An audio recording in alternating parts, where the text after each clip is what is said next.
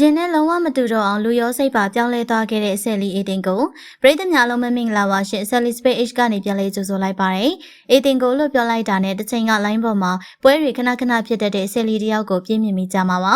အေတင်ကိုကတော့ငွေကြေးချမ်းသာကြွယ်ဝတဲ့သူတစ်ယောက်ဖြစ်တယ်လို့လှလှပပကြော်လေးနေတတ်သူတစ်ယောက်ဖြစ်ပါတယ်မကြာခဏပွဲရှာတတ်တဲ့သူမရဲ့အကျင့်ကြောင့်လူသိများတဲ့ဆယ်လီတူပါ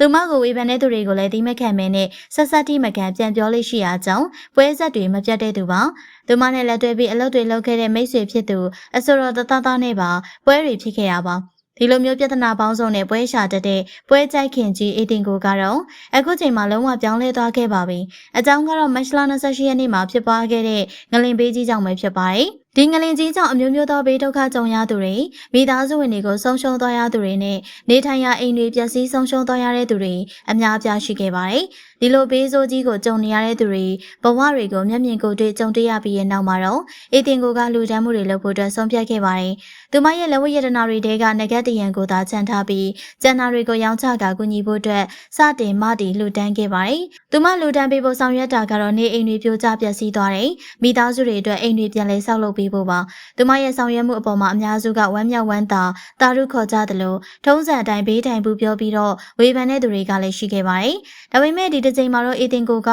ခွန်တုံးပြန်ပွဲရှာတာမျိုးမရှိပဲသူမအလုပ်ကိုသာအာယုံဆိုင်လှုပ်ဆောင်ခဲ့တာပါ။စကိုင်းမန္တလေးပလိတ်စားတဲ့ငလင်တန်ခန်းစားရတဲ့နေရာတွေကိုတွားရောက်လေ့လာပြီးအိမ်တွေဆောက်လုပ်ဖို့အတွက်စူးစမ်းခဲ့တာပဲဖြစ်ပါတယ်။ဘုံတော်ကြီးတွေတပ်ဆိုင်ရာဒေသခံတွေပရိုက်တာအဖွဲ့တွေငလင်ဘေးတဲ့မိသားစုတွေနဲ့တွေ့ဆုံပြီးတော့အားပေးမှုတွေဆောင်ရွက်ခဲ့ပြီးနေအိမ်တွေကိုပြန်ဆောက်ဖို့အတွက်အမှတ်တမ်းတွေပြုစုခဲ့ပါတယ်။တစ်ဖက်ကလည်းသူမကိုယုံကြည်ကြတဲ့သူတွေကနေအိမ်တွေပြန်လဲဆောက်လုပ်ဖို့အတွက်အလူငွေတွေများစွာထည့်ဝင်လာကြပါတယ်။နေအိမ်တစ်လုံးအတွက်ကိုပြန်ပြချက်65သိန်းသတ်မှတ်ပြီးတော့တစ်ဖရင်သွမိုးထရန်ကောင်ကွန်ကရစ်ခင်းအိမ်လေးအဖြစ်တိစောက်ပေးခဲ့တာပါ။ဆောက်လုပ်ပြီးတဲ့အိမ်လေးတွေမှာသက်ဆိုင်ရာအလူရှင်နာမည်နဲ့ V9 လေးတွေချိတ်ဆွဲပြီးတော့နေထိုင်မဲ့မိသားစုထံကိုလွှဲပေးခဲ့ပါတယ်။အခုဆိုရင်တော့သူမအနေနဲ့နေအိမ်ပေါင်းရာကျော်ဆောက်လုပ်ပေးခဲ့ပြီးဖြစ်တယ်လို့နေအိမ်အလုံး90အတွက်တဦးတဲ့အလူရှင်တဦးပါရရှိနေခဲ့ပါပြီ။အဲ့ဒီအလူရှင်ကပဲလိုအပ်ရင်ထပ်လူပေးအောင်မယ်လို့အေတင်ကိုကတိပေးခဲ့ကြောင်းသိရပါတယ်။ဒီလိုအကြောင်းတွေကြောင့်လည်းအေတင်ကိုတော့သူမရဲ့ပရိသတ်တွေရောငလင်ပေးခံစားခဲ့ရတဲ့ပြည်သူတွေကပါ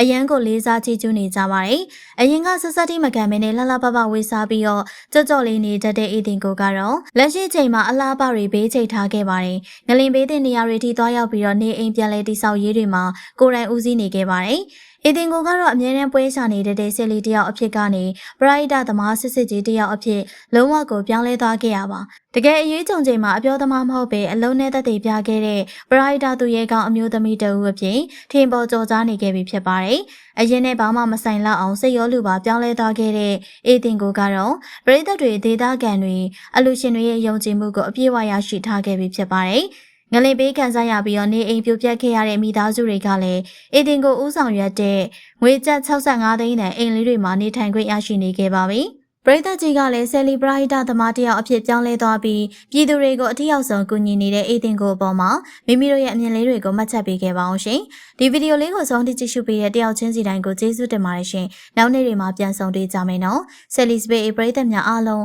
ကကြီးသုံးပါးပေးကနေလွတ်မြောက်ပြီးကျန်းမာချမ်းသာကြပါစေကြောင်းဆုတောင်းပေးလိုက်ပါတယ်ရှင်။